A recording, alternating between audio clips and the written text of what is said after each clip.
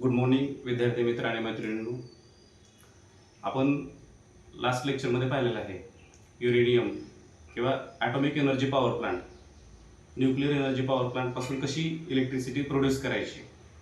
त्याच्यामध्ये next point जो आहे तो आपण बघितलेला आहे त्याच्यामध्ये की which energy source is used in this atomic energy power plant. त्याचा आन्सर आहे युरेनियम ऑर प्लुटोनियम.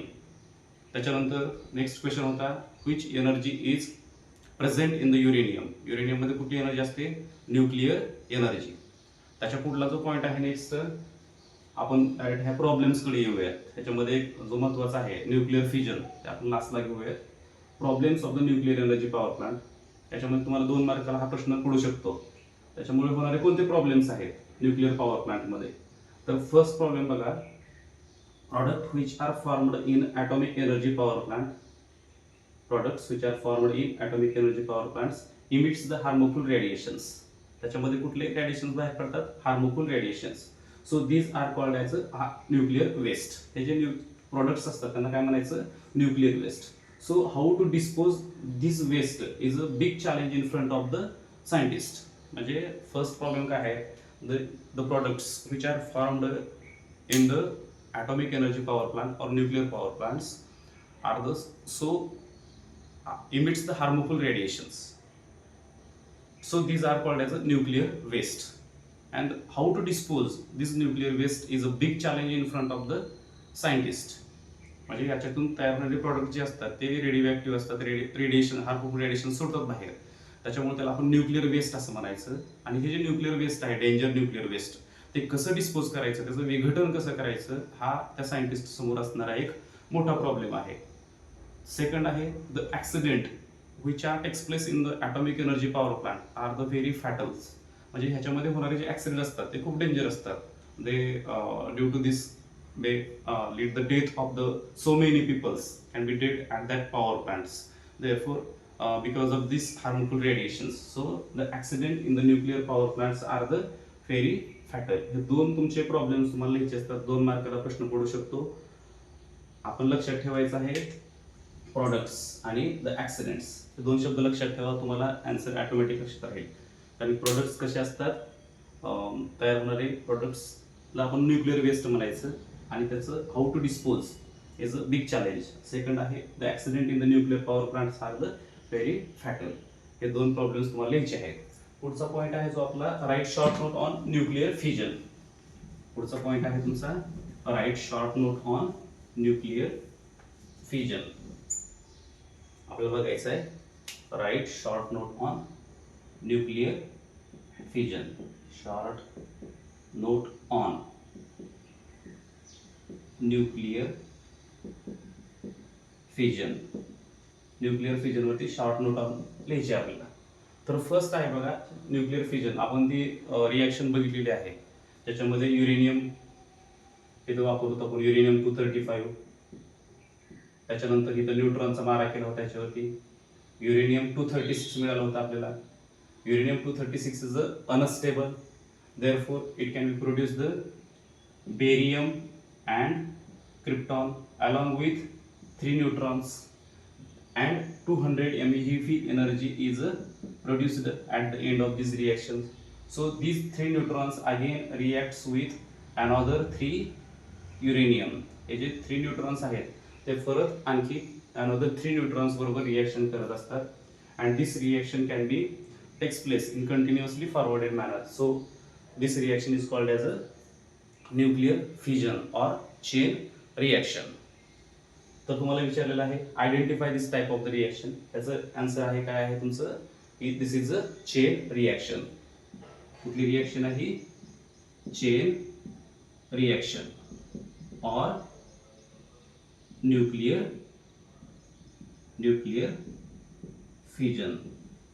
तर बघा फर्स्ट पॉइंट आहे when uranium 235 is bombarded with the neutron. First point आहे तुमचा uranium 235 is bombarded with the neutron. It absorbing this neutron and to produce the uranium 236. इथपर्यंत तुमचा first point cover करायचा आपल्याला. Uranium 235 काय करतोय? न्यूट्रॉन बंबार्ड केल्यानंतर तो ॲब्झॉर्ब करतो आणि uranium 236 is produced. Second point आहे uranium 236 is unstable. Uranium 236 is unstable. Therefore, it can be converted into the barium and kryptons. Therefore, it can be converted to the barium and krypton, along with 3 neutrons are produced and 200 MeV energy is produced. हा तुमचा दुसरा point इथपर्यंत cover झाला तुमचा. तिसरा point आहे, again these 3 neutrons can be reacts with the 3 another uranium 235, and this reaction can be continuously forwarded in uncontrolled manner.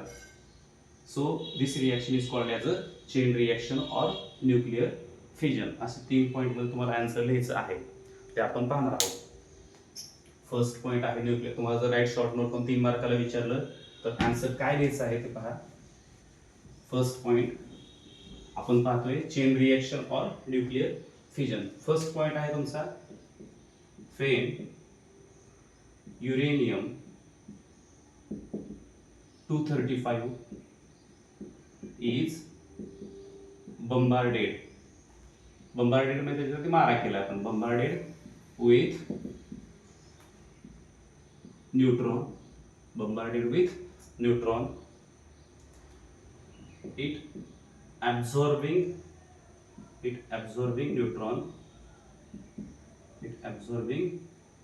neutron and produce uranium 236 which is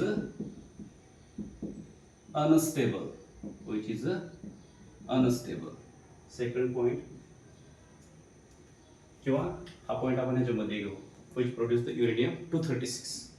Second point, uranium 236 is unstable.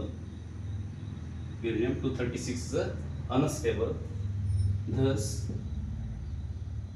it is converted to barium and krypton. It is converted to the barium and krypton along with 3 neutrons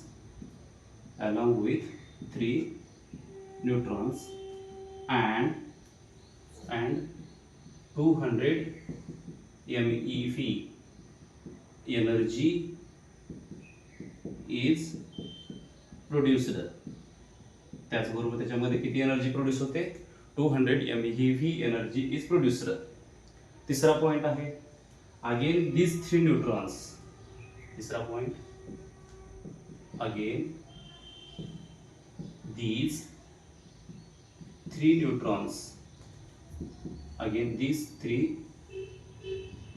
neutrons reacted with